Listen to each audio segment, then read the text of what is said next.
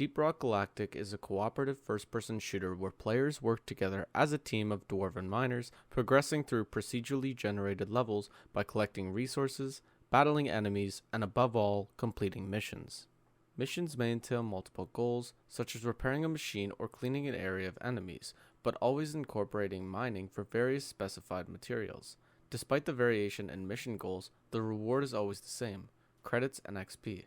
Credits are a blanket currency which allow players to buy upgrades for their gear and weapons, or buy other items such as cosmetics and drinks. However, this standardized currency does little to reinforce the game's core experience or themes. Mined materials are always automatically exchanged for credits, even when a group mines materials beyond the requirements of a mission, limiting incentive for engaging with the core system beyond the direct requirements and creating a dissonance between player actions and the game's return. While the game has been very positively received by its player base, questioning the purpose of mining has quickly brought a deterioration to the player experience. We aim to create a progression system which reinforces the game's core loop and theme, while heightening the experience of the game's existing player base. Our new system should additionally be accessible to new players, allowing them to meaningfully progress towards desired upgrades in intuitive ways consistent with the rest of the game. We aim to eliminate disliked areas of the game and create new intrigue for the core loop without disrupting it. Finally, we want to further lean into the narrative role-playing hook of playing the game with a group of friends, as gruff dwarves mining in space. For our progression system, we propose the introduction of crafting. Rather than automatically converting mined materials into currency rewards from missions, mined excess can be used as crafting materials to create entirely new armor, weapons, and drinks.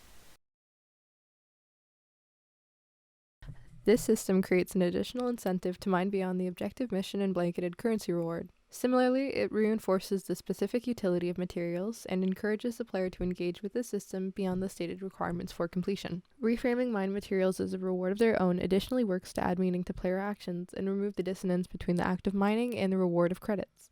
Adding a functionality to access mined materials introduces the prospect for more interesting decision-making within missions. For example, in the current game, Nitra, a material available to be mined during missions, can be spent to summon resupply drops which grant ammunition and health. Unspent Nitra is automatically converted to XP once the mission ends. With our proposed system, players are encouraged to choose between striving for short-term rewards, such as spending Nitra on resupply drops, or long-term rewards, such as saving it for later crafting. Our crafting system is unintrusive in the sense that the game's existing core loop remains largely unaltered with its introduction, only externally reframed.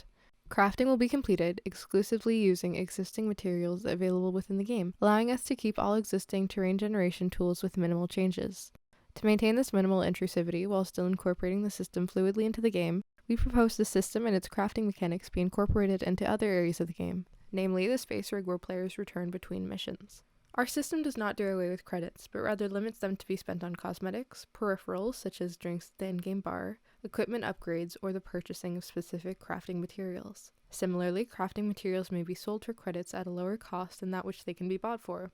This as well is unintrusive and may be easily adapted from other currently available stations in the space rig.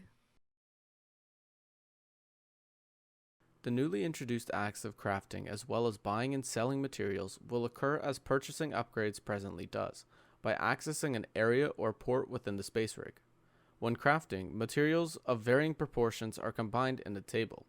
When a specific combination is input, a mock-up of the resulting item is made visible at the top of the UI alongside a large craft button. Crafting the outlined item consumes the inputted materials. The amount of materials used for an item is proportional to its relevant power, while the specific materials used are indicative of the item's abilities. Similarly to Minecraft, players are able to happen upon material combinations for craftable items. However, for those players not interested in the process of discovering combinations, crafting recipes are available to be purchased using credits. Recipes are single use and appear within their own tab in the UI's inventory area. They direct the player to input specific materials guaranteed to produce an item, after the crafting of which the recipes are destroyed. A character may not own duplicates of items. Each item may only be crafted a singular time. Currently, the game strictly includes one set of armor for each character class, which can be modded or upgraded. Within our crafting system, additional sets of armor can be created, alongside new weapons, and those weapons currently available for purchase using credits. With the base game, sets of armor as well as weapons are class specified and can only be equipped by the class for which they are designed. Newly implemented craftable items are statistically the same as their base predecessors, with statistical modifications applied, plus a specific bonus depending on the materials used in their crafting. Cosmetics may be applied to crafting items as normal, though crafted items are visually unique from any purchasable cosmetic. Crafting within our system is entirely separate from modifications.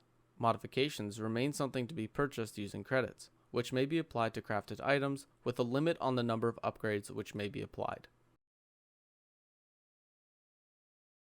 Space Rig specific progression includes the act of repairing interactive areas of the Space Rig, rather than the current credit paywall blocked method of unlocking areas, while more peripheral minigame elements include craftable drink recipes. When attempting to access areas which have yet to be repaired, the same crafting UI will appear with a singular preloaded recipe, requiring specific materials to be input in order to unlock the area. A system such as this is designed to offer something for many varieties of player types. Narratively, this system helps tie in the idea of dwarves as legendary armorers and weaponsmiths, while the direct impact on gameplay allows for a more immersive experience. Players interested in customization and a sense of ownership are appealed to by the variety of customization options, while those interested in mastery and strategy are motivated by the statistical improvements and increased power of crafted or customized weapons.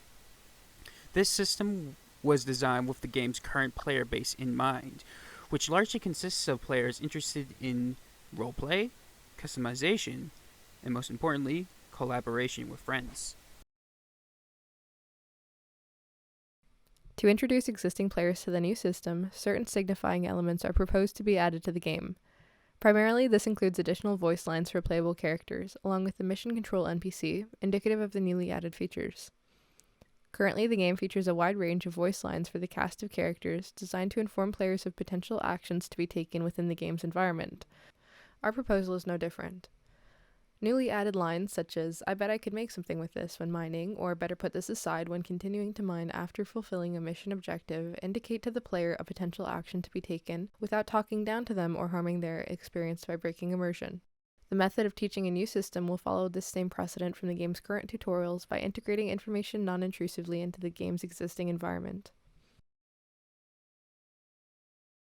In summation, we strive to introduce a system which fits into the existing game, enhancing the experience and adding something felt to be missing rather than convoluting the well-enjoyed game.